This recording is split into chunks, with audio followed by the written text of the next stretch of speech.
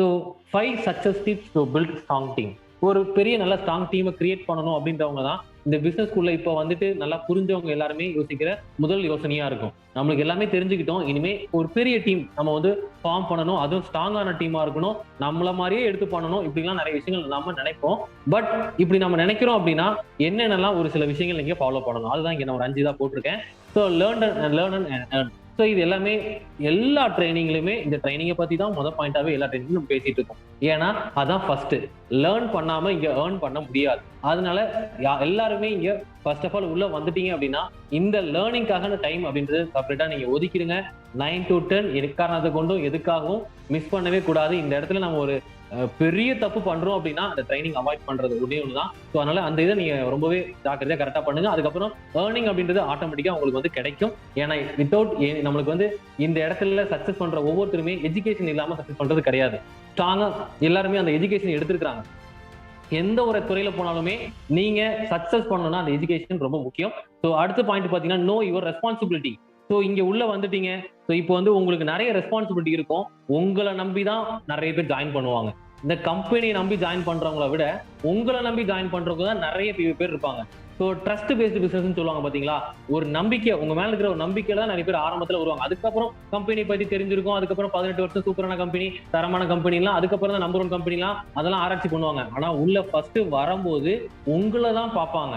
அப்படி பார்க்கும்போது நீங்க அவங்கள கைட் பண்ற விதத்துல இருந்து, அவங்களுக்கு நீங்க கொடுக்குற ட்ரைனிங்ல இருந்து, அவங்களுக்கு நீங்க கேர் பண்ற விதத்துல இருந்து எல்லாமே பாத்தீங்க அப்படின்னா பர்ஃபெக்டா இருக்கணும். ஸோ உங்களோட ரெஸ்பான்சிபிலிட்டி இது நிறைய சொல்லிட்டே போகலாம். இன்னும் நம்மளோட செல்ஃப் ரெஸ்பான்சிபிலிட்டி எக்கச்சக்கமா இருக்கு. ஸோ நம்ம டவுன்லைன்ஸ் பக்கத்துல அனுசரி போனோம்னா அங்க ரெஸ்பான்சிபிலிட்டி எக்கச்சக்கமா இருக்கு. ஸோ நம்ம ஒரு டீமோட வாட்ஸ்அப் குரூப் எடுத்துட்டோம்னா அங்க நம்மளுக்கு நிறைய ரெஸ்பான்சிபிலிட்டி இருக்கு. ஸோ எக்கச்சக்கமா மந்த் எண்டு வருதா, இந்த டைம்ல ஒரு சில ரெஸ்பான்சிபிலிட்டிஸ் இருக்கும். மந்த் ஸ்டார்டிங்கா, அப்போ நமக்கு மந்த் ஸ்டார்டிங்னாலே நமக்கு ரெஸ்பான்சிபிலிட்டி ஃபர்ஸ்ட் விஷயம் என்ன தெரியுமா, நம்ம பண்ண வேண்டியது ப்ரியாரிட்டி ஃபர்ஸ்ட் பர்ச்சேஸ் அப்படின்றது நம்ம பண்ணிருக்கணும். அது மந்த் ஸ்டார்டிங்ல. ஸோ இந்த மாதிரி ஒவ்வொரு டைமிங்லயும் நம்மளோட ரெஸ்பான்சிபிலிட்டி என்னன்றதை கரெக்டா தெரிஞ்சு அதை அப்படி செய்யறவங்களா இருங்க. அதை முதல்ல கத்துக்கிட்டு அப்படி பண்ணணும். அப்பதான் நம்மளுக்கு ஒரு ஸ்ட்ராங்கான ஒரு டீம் அப்படின்றது வரும். ஏன்னா நம்ம மட்டுமே எல்லாத்துலயும் கரெக்டா இருந்துட்டோம் அப்படின்னா அது சிங்கிள் தான், நம்ம டீம்னு சொல்லிக்க முடியாது. சிங்கிளான ஒரு பர்சன். அப்ப நம்ம டீமே செய்ய வச்சு அதையும் அவங்களும் அதே மாதிரி டூப்ளிகேட் பண்ணும்போது தான் ஒரு ஸ்ட்ராங் டீம்ன்ற ஒரு வார்த்தைக்கு மீனிங்க வருது. அடுத்து ஃபிக்ஸ் கோல். இது எல்லாருக்குமே நல்லாவே தெரியும். நம்ம கோலுக்காக நம்ம ஃபிக்ஸ் பண்ணிக்கிட்டு ஓடிக்கிட்டு இருக்கிறோம். நிறைய பேர் வந்து அதுக்காக முயற்சி எடுத்து பண்றோம். ஆனா இதுல கொஞ்சம் வேற மாதிரி நம்மளோட டவுன்லைன்ஸோட கோல்ஸ் அவங்க அச்சீவ் பண்றதுக்கும் இதுல நம்ம என்ன பண்றோம்னு பாத்தீங்கன்னா அடிஷனலா கொஞ்சம் சப்போர்ட் பண்ணி கொடுக்குறவங்களாவும் இருக்கணும். கண்டிப்பா நமக்கு பிசினஸ் தெரிஞ்சனாலதான் நம்ம ஒரு கோல் பிக்ஸ் பண்ணிட்டு அதை ரீச் பண்றதுக்கு ஓடிக்கிட்டு இருக்கோம். ஆனா நிறைய பேர் பாத்தீங்கன்னா வெஸ்டேஜ்ல நம்ம டீம்ல ஜாயின் பண்றவங்களுக்கு ஒண்ணும் இல்ல, என்னமோ சம்பாதிக்கலாம் அப்படின்னு சொல்லி மட்டும்தான் உள்ள வந்திருக்காங்க. தவிர்த்து வேற ஒண்ணுமே தெரியாது. எப்படி சம்பாதம் வரும், என்ன பண்றாங்க, என்ன செஞ்சா வரும், ஒண்ணுமே தெரியாது. வந்து உள்ள மட்டும் உட்காந்துட்டாங்க.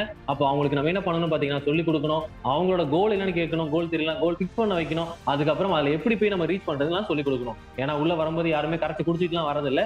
வந்து அப்புறம் ட்ரைனிங் பார்த்து ஒரு சில எக்ஸ்பீரியன்ஸ் கொஞ்சம் டேஸ் போனதுக்கு அப்புறம் தான் நிறைய விஷயங்களை கத்துக்கிறாங்க. அதனால அவங்களையும் கொஞ்சம் கேர் பண்ணிக்கணும். சுயநலமா மட்டும் இல்லாம பொதுநலமாவும் இருக்க கத்துக்கணும். ஸோ அடுத்த பாயிண்ட் ஹானஸ்ட் அண்ட் பாசிட்டிவிட்டி.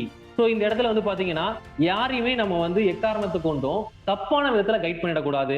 ஏன்னா நிறைய பேர் வந்து உள்ள வந்ததுக்கு அப்புறம் பயங்கரமா டைவர்ட் ஆறாங்க. ஏன்னா உள்ள வந்ததுக்கு அப்புறம் இதான் ஃபர்ஸ்ட் டைம் இப்படிலாம் ஒரு பிசினஸ் எல்லாம் இருக்குது இந்தியாவுக்குள்ள, தமிழ்நாட்டுக்குள்ள அப்படின்னு சொல்லி கேள்விப்படுறாங்க. அதுக்கப்புறம் வெஸ்டேஜ் எல்லாம் நிறைய பேருக்கு அப்படியே கசப்பாயிடுது. இது ரொம்ப கஷ்டம் மாதிரி ஃபீல் பண்ணிட்டு எங்கெங்கெல்லாமோ போய் தாகுறாங்க. ஸோ அவங்க ரொம்பவே டைவர்ட் ஆகுறாங்க. ஸோ அப்படி டைவர்ட் ஆகிறதுக்கு வேற நம்ம அந்த நல்லா பண்ற லீடர்ஸா இருக்கிற நீங்க ஃபாலோ பண்ணி நல்லா டீம் பில்ட் பண்ணணும்னு நினைக்கிறீங்க அப்படின்னா உங்க மூலமா யாருமே டைவர்ட் ஆகாம பாத்துக்கங்க. ஒரு ஃபால்ஸ் ஹோப் கொடுக்காதீங்க. ஃபால்ஸ் ஹோப் அப்படின்னு என்னன்னா பொய்யான நம்பிக்கை.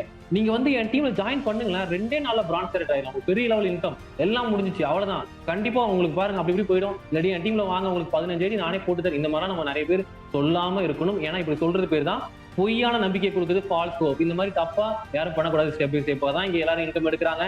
நீங்க போற வேகத்தை பொறுத்து தான் உங்களோட சக்சஸே இருக்குது. ஸோ இங்க டீம்ல சொல்லி கொடுக்கறத கேட்டு பொறுமையா ஸ்டெப் பை ஸ்டெப்பா எல்லாரோட இன்கம் எப்படி க்ரோ ஆகுதோ அந்த மாதிரி தான் உங்களுக்கும் ஆகுன்றத தெளிவா சொல்லி கொடுத்து ஹானஸ்டா நீங்க வந்து அவங்கள ஒரு பாசிட்டிவிட்டியோட நீங்க கொண்டு போகணும். நெகட்டிவிட்டி நீங்க உள்ள கொண்டு வரவே விடக்கூடாது. ஏன்னா உங்க நிறைய பேர் சொல்லுவாங்க நம்மளுக்கு எல்லாம் இது எப்படிங்க செட் ஆகும் அப்படின்னு சொல்லிட்டு அப்ளைங்கிட்டே இப்படி பேசுவாங்க.